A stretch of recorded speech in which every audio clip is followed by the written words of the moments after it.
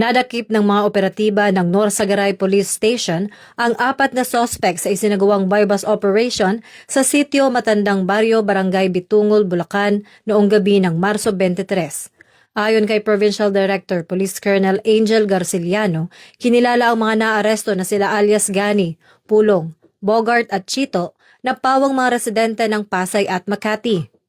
Sa pinaigting na kampanya laban sa iligal na droga at loose firearms, matagumpay na nakumpiska ng pulisya ang isang caliber .45 pistol na may bala, 11 sachet ng hinihinalang shabu na may tinatayang halaga ng 95,200 pesos at isang sasakyang ginamit umano sa iligal na gawain. Ang operasyon ay bahagi ng tuloy-tuloy na hakbang ng Philippine National Police upang sugpuin ang kriminalidad at mapanatili ang kapayapaan sa komunidad. Maharap ang mga sospek sa kasong paglabag sa RA 10591 at ang RA 9165, Act of 2006.